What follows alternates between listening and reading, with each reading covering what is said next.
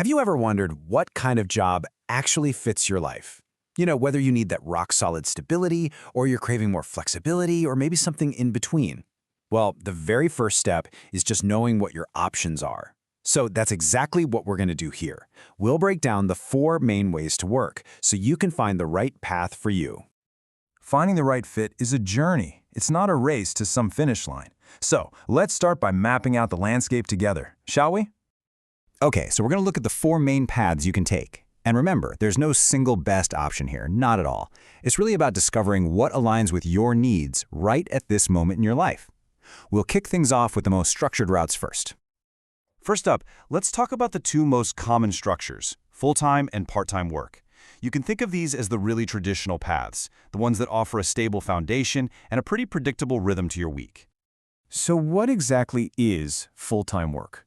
Well, at its core, it's a commitment to a standard, 35 to 40-hour work week. This is what most of us picture when we think of a traditional job, where you become a really integrated part of the team and its day-to-day operations. The number 1 benefit of full-time work? It's all about security. You get that consistent schedule, a predictable routine you can actually plan your life around. And maybe most importantly, it comes with a steady, regular income, often bundled with great benefits, like paid time off. It's pretty much the most stable path you can take. Now let's talk about its cousin, part-time work.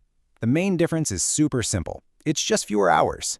But that one change can have a huge impact, opening up a totally different balance between your work and, well, everything else you want to do. And this really gets to the heart of the trade-off, right? By working fewer hours, you gain all this valuable time for other priorities, whether that's going back to school, raising a family, or maybe growing a side passion. That flexibility is a huge draw, but it does mean you're trading some of that potential income and benefits for that extra time and freedom. All right, let's shift gears. Now we're going to look at 2 options that are built around flexibility and specific goals: contract and casual work. These are for folks who might be looking for something a little outside that traditional long-term structure. Contract work is all about purpose and duration. You're basically brought on for a mission, to complete a specific project, fill in for an employee who's on leave, or just help out during a crazy busy season. The one defining feature? It has a clear finish line. And that defined timeline, that's the real key. It makes contract work a fantastic strategic tool.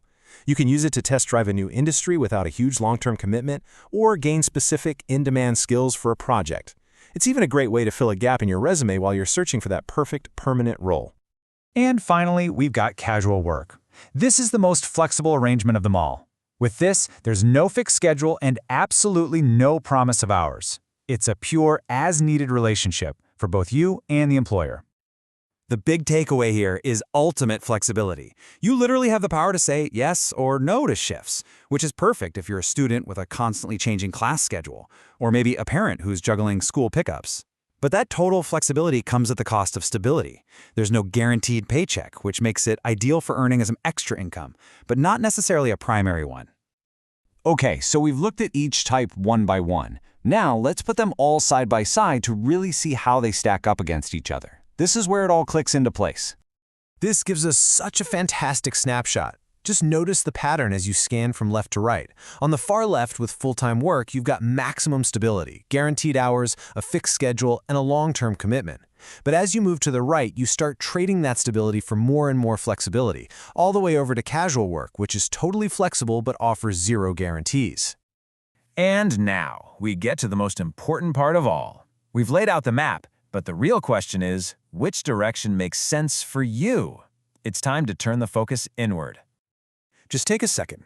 Based on everything we've covered, do you find yourself leaning more toward the stability and routine on that left side, or does the freedom and flexibility on the right side sound a lot more appealing to you right now?